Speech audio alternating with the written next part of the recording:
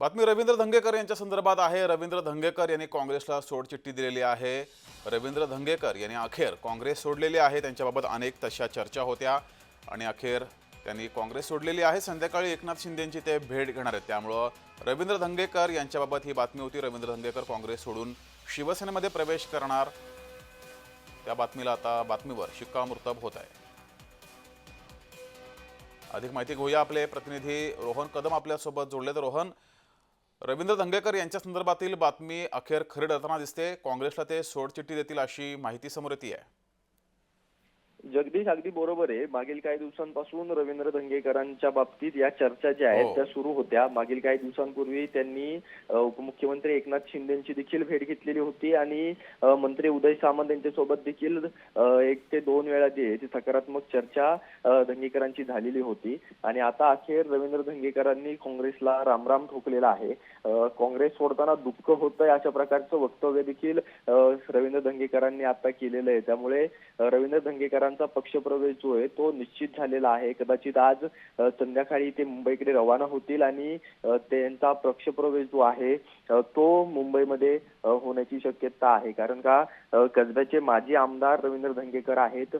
यापूर्वी अनेकदा त्यांनी शिंदेंवर असेल किंवा या सगळ्या महायुतीच्या नेत्यांवरती मोठ्या प्रमाणामध्ये टीका जी आहे ती केलेली होती। परंतु आता रवींद्र धंगेकर स्वतः शिंदेच्या शिवसेनेमध्ये प्रवेश करतायत। कारण का विधानसभेला देखील धंगेकरांचा पराभव झाला, लोकसभेला देखील काँग्रेसमधून धंगेकरांचा पराभव झाला आणि आगामी स्थानिक स्वराज्य संस्थेच्या निवडणुका आहेत आणि या निवडणुकांच्या पार्श्वभूमीवरती रवींद्र धंगेकरांची भूमिका जी आहे ती पुण्यामध्ये मोठी ठरणार आहे आणि शिंदेच्या शिवसेनेसाठी एक मोठा चेहरा पुण्यामध्ये अपेक्षित होता। तो चेहरा कदाचित धंगेकरांच्या माध्यमातून जो आहे तो शिवसेनेला मिळू शकतो। त्यामुळे रवींद्र धंगेकर शिंदेच्या शिवसेनेमध्ये पक्षप्रवेश करतील आणि आगामी महापालिकेसाठी जर का कुणाला नेतृत्व पुण्यामधून करायचं असेल या निवडणुकींसाठी शिवसेनेतून, तर निश्चितपणाने रवींद्र धंगेकर ते नेतृत्व करू शकतात। कारण का मात्र रोहन, हा काँग्रेसला किती मोठा धक्का आहे? पालिका निवडणुका आहेत, स्थानिक स्वराज्य संस्थांच्या निवडणुका आहेत।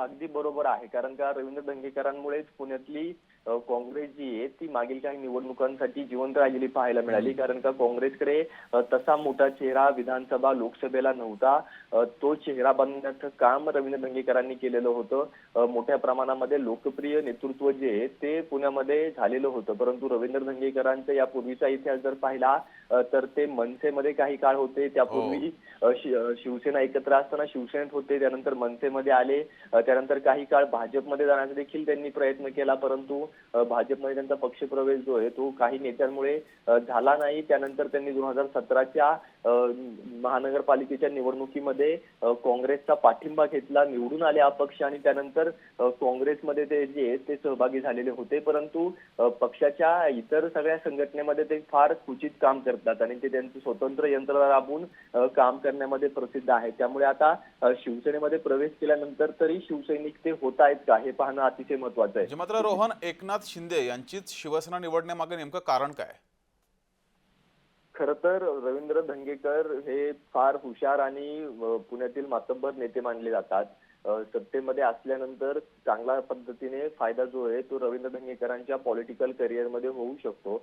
सध्याच्या घडीला इथून पुढे 5 वर्ष काम करणं सत्तेशिवाय किंवा महानगरपालिकेची जे काही वातावरण सध्या राज्यभरामध्ये आहे, महायुतीला चांगलं वातावरण पुण्यामध्ये देखील पाहायला मिळते आणि जर महायुती म्हणून एकत्र महापालिका निवडणुका लढल्या गेल्या तर मात्र महाविकास आघाडीचा भुईसपाट कदाचित महाविकास आघाडी होऊ शकते, अशा प्रकारचं चित्र रवींद्र धंगेकरांना दिसलं असावं। आणि या सगळ्या अंदाज घेऊन, या सगळ्या वातावरणाचा अंदाज घेऊन कदाचित रवींद्र धंगेकरांनी ही पावले उचललेली पाहायला मिळत आहेत। मोठ्या प्रमाणामध्ये रवींद्र धंगेकर हे पुण्यातल्या कसबा पेठ असेल किंवा इतर भाग असेल या सगळ्या मतदारसंघामध्ये काम करताना पाहायला मिळतात आणि रवींद्र धंगेकर या सगळ्या गोष्टींचा विचार करून कदाचित त्यांनी काँग्रेसला आता रामराम ठोकलेला पाहायला मिळतो।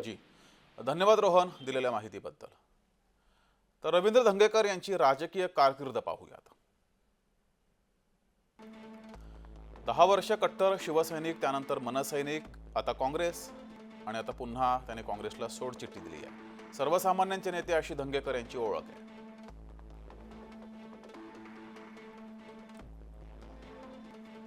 4 वेळा कसबा मतदारसंघातून ते पुणे महानगरपालिकेवर नगरसेवक म्हणून निवडून गेलेत. त्यापैकी 2दा शिवसेना तर 2दा मनसेकडून त्यांनी निवडणूक लढवली आणि 4ही वेळा ते विजयी झालेत.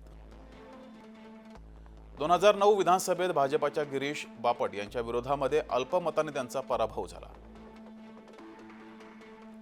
2014 मध्ये धंगेकर यांनी पुन्हा विधानसभा निवडणूक लढवली. मात्र मोदी लाटे पुढे धंगेकर हे पराभूत झाले.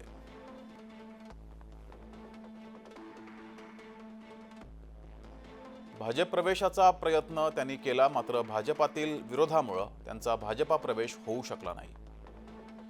यानंतर 2017 मध्ये त्यांनी काँग्रेसमध्ये प्रवेश केला.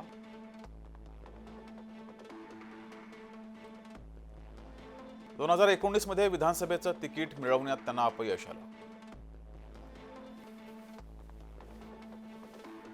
2.5 वर्षापूर्वीच्या पोटनिवडणुकीमध्ये भाजपाच्या हेमंत रासने यांचा त्यांनी पराभव केला आणि कसबा मतदारसंघातून ते विजयी झाले. मात्र 2024 मध्ये लोकसभा निवडणुकीत भाजपाच्या मुरलीधर मोहोळ यांच्याकडून त्यांचा पराभव झाला आणि विधानसभा निवडणुकीत सुद्धा हेमंत रासने यांनी धंगेकर यांचा पराभव केला.